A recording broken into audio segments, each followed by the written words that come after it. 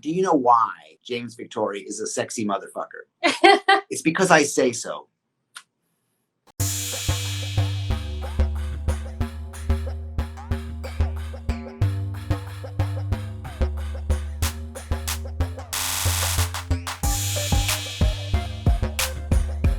Hello everyone. Super excited today. Our guest today needs no introduction.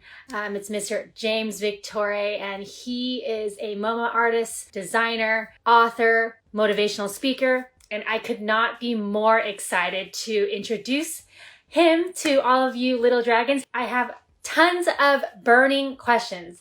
If you guys have any questions about creativity, design, woo! James! Oh my gosh. Hello. It's been so long. It's great to see you, and I love watching the bright arc of your career. Thank you so much. I mean, I remember the picture I posted of us, it was literally like 10 years ago. Yeah.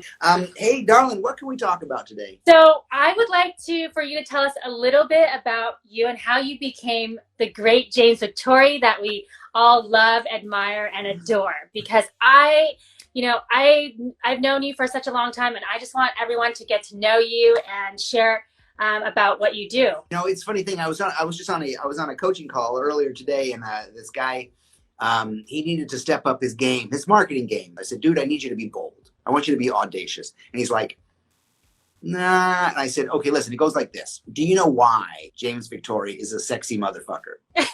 It's because I say so. And he's like, love it. Oh, I get it.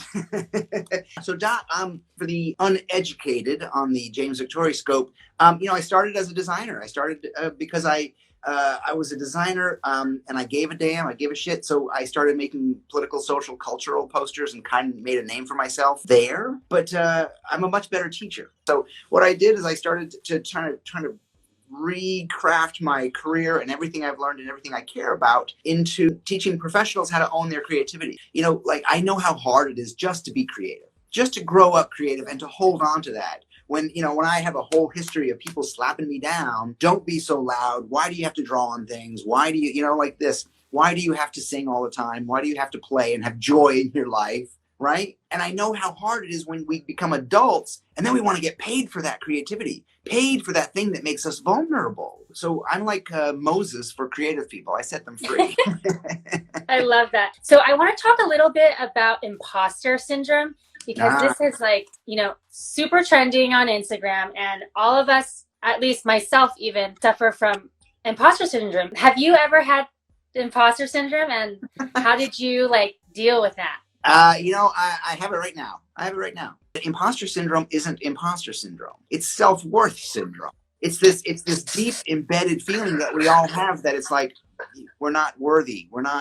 What we do isn't of value, especially for creative people, because what we do is so close to us. For what I do, Dot, comes easy, quite frankly. If I can just allow myself to go sit and go play and go make, and not worry about what other people think, and not worry about getting paid for it, and not worry about all this stuff, it's powerful. But that's hard to do. And just understand that you, in your own skin, just standing there, have value. You don't have to do a task. You don't have to dance for people. You don't have to have it rewarded. I mean, how do you actually get over being a perfectionist and being confident with putting your work out there? Action. Tell us what you're doing. Share with us. Tell me the humanity. Action beats worry. Action beats procrastination. And procrastination is just another way of, saying it'll be done when I'm perfect. Yeah, I'm guilty of being a procrastinator as well. What's your advice on how to actually find your voice as a creative? It's funny. There's I think we just did a video on that in the video blog. But I've always used that term. I've always talked about it like that. Finding your voice. And I think I talked about it in Effect Perfection as finding your voice. And I realized recently that it's not finding your voice. It's that your voice is buried. It's buried within you.